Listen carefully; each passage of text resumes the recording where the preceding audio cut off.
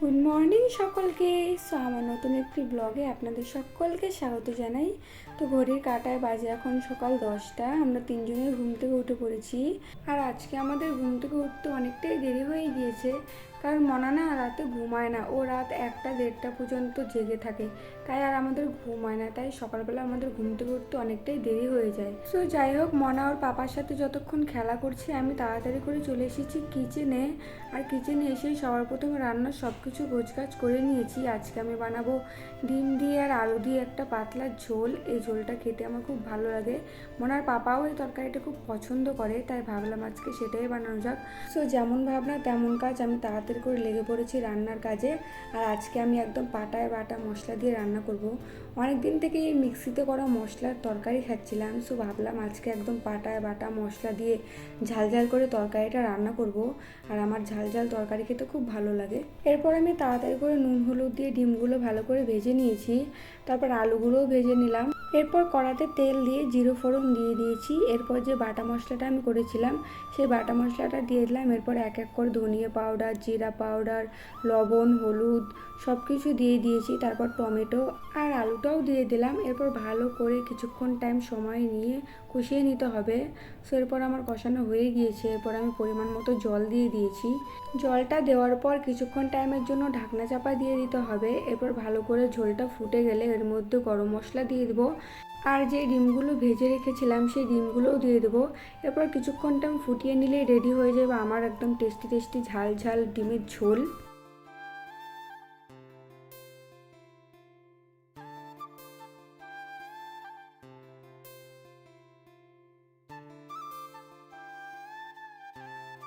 So আমার সব রান্নাবান্না হয়ে গিয়েছে। এরপর আমি মনার জন্য তাড়াতাড়ি করে খাবার বানাচ্ছিলাম, যেহেতু অনেকটা দেরি হয়ে গিয়েছে আর মনার খিদে পেয়ে গিয়েছে।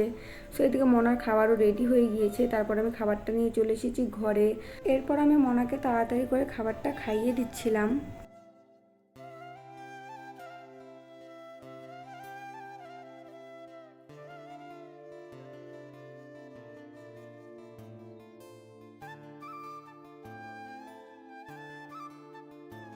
মনাকে খাবার খাওয়ানোর পর মনার পাপাও খাওয়া দাওয়া করে পুজো দিয়ে বেরিয়ে পড়েছে কাজে যাওয়ার উদ্দেশ্যে। আর আমরাও আজকে মনার পাপার সাথে নিচে এসেছিলাম। সো মনার পাপা দিক দিয়ে চলে গিয়েছে কাজে। আর আমি আর মনা যাচ্ছিলাম একটু মাছ বাজারে। আমাদের মাছ বাজারটা যেহেতু বেশি দূরে না, বাড়ির সামনেই, তাই 2 মিনিট পরেই আমি চলে এসেছি মাছ বাজারে।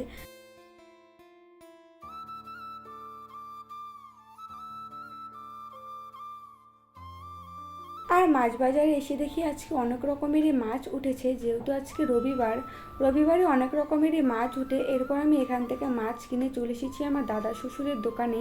আমার দাদা শ্বশুরের যেহেতু সবজির দোকান, তাই আমি এখান থেকে কিছু সবজি নেবো, এই জন্য আমি এসেছিলাম দোকানে। আর মনাকে দেখো একদম দোকানে এসেই দোকানের সামনে বসে আছে। আরও দোকানে আসা কাস্টমারদের দেখো সবজি নিতে দিচ্ছে না। আমার দাদা শ্বশুর এখানে সবজিগুলো ওজন করছে আর মনা দেখো সবগুলো এক এক করে নামিয়ে দিচ্ছে। সো যাই হোক, আমি সবজি নেওয়ার পর চলে এসেছি বাড়িতে।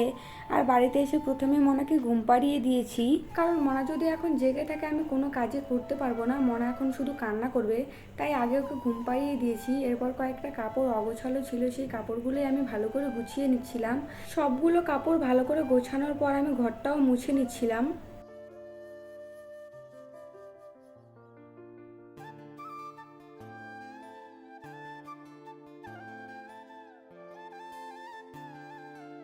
ঘরটা ভালো করে মুছে নেওয়ার পর আমি চলে এসেছি আবার কিচেনে। সিঙ্কে কয়েকটা বাসন ছিল, সেই বাসনগুলোই ভালো করে ধোয়ার জন্য প্রথমে এক এক করে সবগুলো বাসন মেজে নেব। এরপর সবগুলো বাসন ভালো করে ধুয়ে নিচ্ছিলাম।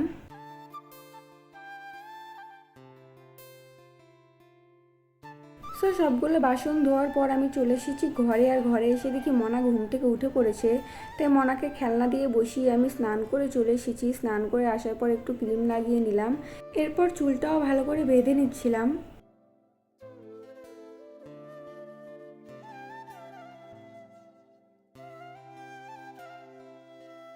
তারপর কিছুক্ষণটাই মনার সাথে খেলা করে মনাকেও স্নান করিয়ে নিয়ে চলে এসেছি। এরপর মনাকেও ভালো করে লোশন লাগিয়ে ক্রিম লাগিয়ে দিলাম। এরপর মনাকে কাপড় পরিয়ে ভালো করে চুলটা চিরুনি করে দিচ্ছিলাম।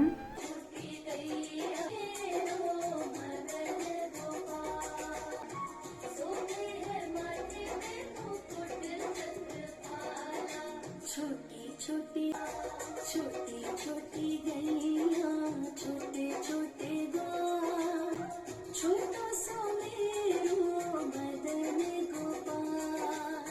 মনাকে রেডি করানোর পর যেহেতু দুপুর হয়ে গিয়েছিল আর অনেকটা দেরি হয়ে গিয়েছিল, তাই মনাকে দুপুরের খাবারটা খাইয়ে দিচ্ছিলাম।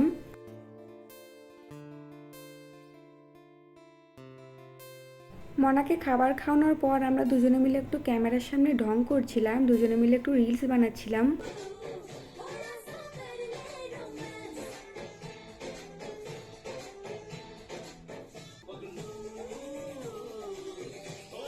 এরপর মনার পাপাও সন্ধ্যেবেলা কাজে থেকে চলে এসেছিল, আর আজকে অনেকদিন পর মনার পাপা ছোটোবেলার ফ্রেন্ডস এসেছিল আমাদের বাড়িতে, আর তারা আমার রিসেপশনের অ্যালবামটা দেখছিল। সো আজকের ভিডিওটা এ পর্যন্তই, কেমন লাগলো অবশ্যই কমেন্ট করে জানাবেন। Bye bye.